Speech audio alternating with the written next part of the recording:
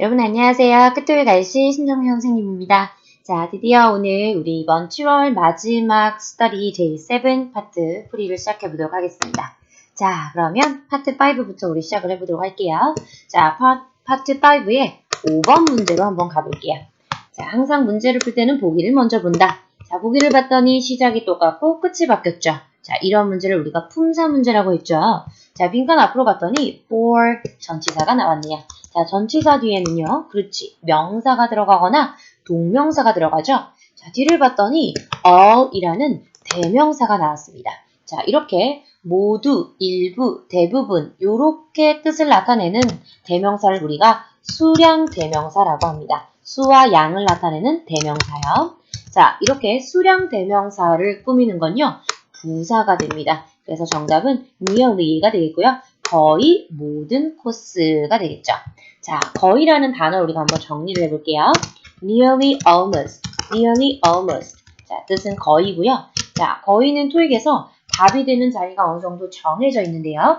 자, 첫 번째는 숫자랑 잘 만나요. 숫자.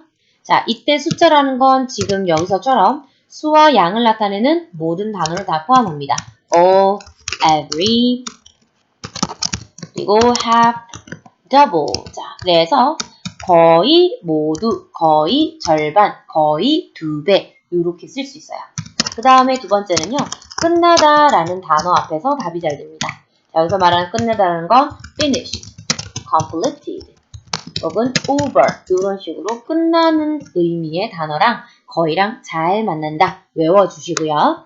자, 그 다음에 5번에서 학생들이 보통 D랑 헷갈려 하는데요. 자, D는 앞에 전치사가 있으니까 동명사 D를 넣고요. 뒤에 all of its courses를 요거의 목적으로 보는 거죠. 자, 문법적으로는 가능할 수 있어요. 그런데 nearly 동명사가 되면 동사에 ing가 붙은 거기 때문에 자, near의 동사의 뜻은요. 뭐뭐에 가까워지답니다. 그게 시간이 됐던 거리가 됐던 예를 들어서 near the Christmas 이러면 크리스마스에 가까워지다 이런 의미예요. 자, 그러면 D를 넣게 되면 의미가 이렇게 되는 거죠. 모든 코스에 가까워지기 위한 자료. 이상하죠. 그래서 거의 모든 코스를 위한 자료를 만들 것이다. 이게 정확하게 해석이 자연스럽죠. 그래서 정답은 B가 되고요. D는 문법적으로는 가능할 수 있겠지만 해석상 어색하다. 그 다음에 8번 문제로 가볼게요. 자, 8번의 보기의 단어를 짠 보니까요. 모두 다 단어가 다르게 나와 있죠. 그런데 나와 있는 단어의 구성이 모두 부사니까 부사 어휘가 되겠네요.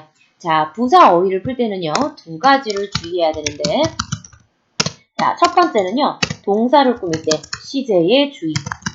자, 그 다음 두 번째는요. 짧은형 부사의 위치의 주의. 자, 짧은형 부사라는 게 무슨 말이냐면요. 보통 우리가 부사라고 하면 ly로 끝나고 단어가 좀 길게 생긴 이런 단어를 생각하잖아요. 그런데 짧은형 부사라는 건 이렇게 짧게 생긴 단어들 있죠. very, much, even, ever, yet, 그리고 quite 이렇게 짤막하게 생긴 단어들은 이 단어의 위치가 굉장히 중요하거든요. 그래서 이런 걸 주의해서 문제를 풀어야 된다라는 얘기입니다. 자, 그럼 먼저 뜻을 한번 볼까요? fully, 완전히 라는 뜻이죠. 완전히, 그 다음 quite, 자, 꽤라는 뜻인데요. 자, 꽤라는 단어는요. 뒤에 형용사나 부사가 나와서 이 단어는 동사를 수식하지 않는다가 특징입니다.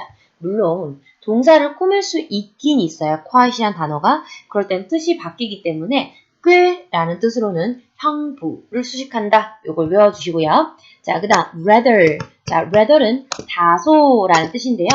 자, 다소, rather 같은 단어 somewhat. 자, 이 단어도 뒤에 형용사나 부사가 나와서 마찬가지 꽤, 다소 모두 다 뒤에 형용사나 부사를 수식해줍니다. 그 다음 enough, 충분이란 단어죠. 자, 그런데 이 충분이라는 enough는요. 굉장히 특이한 점이 있어요. 자, 그게 뭐냐면 보통의 부사는 형용사나 부사를 앞에서 뒤로 수식을 하거든요. 그런데 enough는 거꾸로 뒤에서 앞으로 수식한다. 이게 특징이에요.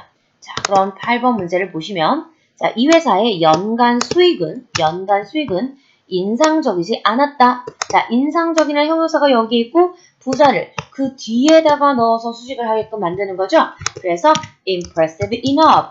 충분히 인상적이지 않았다. 이렇게 써줘야겠죠. 그래서 정답은 C가 되겠습니다. 자, 그 다음에 다음 문제로 갈게요. 15번이요. 자, 15번은 보기의 단어가 모두 다르네요. 자, 그런데 형용사가 나왔으니까 형용사 어휘 문제가 되겠죠. 자, 마찬가지 해석을 들어가야겠네요. 자, 이 회사는 founded 형용사. 자, find란 동사가 이렇게 목적어를 쓰고 그 뒤에 형용사 보어를 쓰게 되면 오형식이 되고요. 자, 이때 find의 뜻은요. consider. 그 다음 deem. 자, 모두 다 A가 형용사 하다고 생각하다, 여기다 라고 해석이 됩니다. 자, 그래서 여기서 find가 찾다가 아니라는 거 주의하시고요. 자, 이 회사는 생각했습니다. 그것이 형용사 하다고. 자, 지금 it이 앞에 가리키는 것도 없이 갑자기 등장한 it이 되는 거죠. 자, 이렇게 갑자기 등장하는 it은 모두 다 가짜입니다. 그런데 목적어 자리에 들어가 있으니까 이걸 다목적어라고 하죠. 그래서 해석을 하지 않습니다. 자, 그럴 때는 진짜 목적어가 있겠죠. 이게 바로 to hire이 되겠죠. 진목적어. 자, 그럼 해석을 다시 하면요. 이 회사는 생각했다. 외부의 회사를 고용하는 것이 땡땡하다고. 자, faithful, 운명적인이라는 뜻이고요. 자, beneficial, 득이 되는, 도움이 되는, 유익한이라는 뜻이죠. 자, vulnerable은요, 보통 전치사 to랑 잘 만나서 쓰고요. vulnerable to 하면 어디에 취약한이란 단어입니다. 자, authorize가 허가하다죠. 그래서 authorizing, 허가하는 이라고 해석을 해주면 되겠네요. 자, 그럼 해석상 당연히 외부의 회사를 고용하는 것이 그렇죠. 도움이 된다, 득이 된다고 생각했다가 되겠죠. 그래서 정답은 B가 되겠네요. 자, 그 다음 16번으로 한번 가볼까요? 자, 16번도 마찬가지 형용사 어휘 문제가 되는데요. 자, 형용사 어휘 문제에서 뒤에 이렇게 전치사가 나올 때는 이 전치사와 짝꿍을 이루는 수거를 좀 찾아봐 주는 게 좋은데요. 자, 지금 여기에 of가 들어가 있기 때문에 비형용사 of의 수거를 찾아주는 게 좋겠습니다. 자, decisive는요. 결정적인이라는 뜻이고요. 우리가 보통 결정적인 증거, 결정적인 단서 이럴 때 쓰는 거고요. 자, reminiscent of 이렇게 of랑 어울려서 쓰고요. 자, reminiscent는 뭐뭇을 연상시키는 이라는 뜻입니다. 뭐뭇을 연상시키는 혹은 떠오르게 하는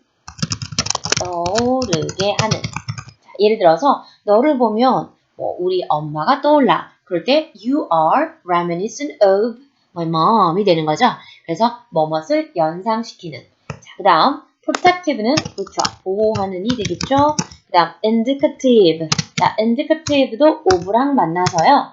indicate랑 같습니다. 그래서 뭐뭇을 나타내다, 표시하다, 표현하다 라는 뜻입니다.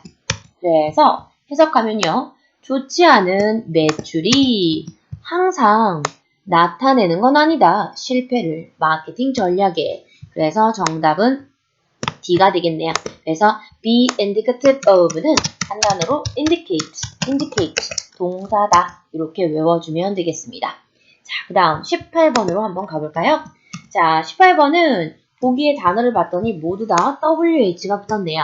자, 이렇게 WH가 붙어있는 B, C, D는 모두 다 접속사의 기능이 있고요. 그리고 whether도 접속사의 역할을 하죠. 그래서 A도 접속사, B, C, D 모두 다 접속사입니다. 자, 그런데 지금 자리를 보니까 about이라는 전치사 뒤죠. 자, 타동사 뒤, 전치사 뒤는 목적어 자리입니다. 쉽게 말해서 지금 이 전치사 뒤에 목적어 자리에 들어가는 접속사를 쓰세요 라는 거죠. 자, 이렇게 접속사가 주어나 목적어나 보어 자리에 들어가는 접속사를 우리는 명사의 역할을 하는 접속사다 해서 명사절 접속사라고 불러요. 다시요. 자, 접속사 중에서 주어나 목적어나 보어 자리에 쓰는 접속사를 명사의 역할을 하는 접속사, 명사절 접속사라고 불러요.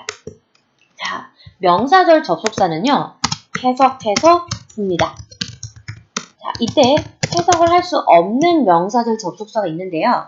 그게 바로 that이랑 what인데요. 자, that과 what은 해석이 둘 다 것, 요렇게밖에 없어요. 그래서 해석이 없기 때문에 뒤에 문장이 that은 완전한 문장이 와야 되고요. 자, what은 불완전한 문장이 와야 됩니다. 자, 이게 무슨 말이냐? 정리를 하면 주어나 목적어나 보어 자리에 접속사를 고를 때 보기에 that과 what이 있으면 뒷문장이 완전한지 불완전한지, 여기서 불완전하다는 건 주어나 목적어가 없다라는 얘기예요. 자, 요걸 확인해 주면 되고요. 그 외 나머지 요런 접속사들은 모두 다 해석을 해주면 되겠습니다. 자, whether는 뭐뭐인지 아닌지고요. whom은 누구를 이라고 해석하죠. who는 누구라고 해석하죠. 자, 그 다음 whenever는 뭐뭐하는 언제든지 라는 뜻이죠. 자, 요건 엄밀히 말해서 부사절 접속사이기 때문에 아예 명사 자리에 들어갈 수가 없어요. 근데 이걸 구분해서 외울 필요는 없고요. 명사절 접속사 문제구나 하면 그냥 해석해서 쭉 풀어주면 되겠습니다. 자, 해석을 한번 해볼까요? There were doubts. 의심이 있었다. 많은 사람들의 마음속에야. 자, 뭐에 관한? 새로운 사무실이 제 시간에 오픈을 그렇죠. 할지 아닐지에 관해서. 그래서 정답은 A가 되겠습니다. 그래서 명사절 접속사는 이런 식으로 해석해서 푼다. 그것만 기억을 해주면 되겠네요. 자, 그러면 퍼6에서 다시 풀이를 시작하도록 할게요.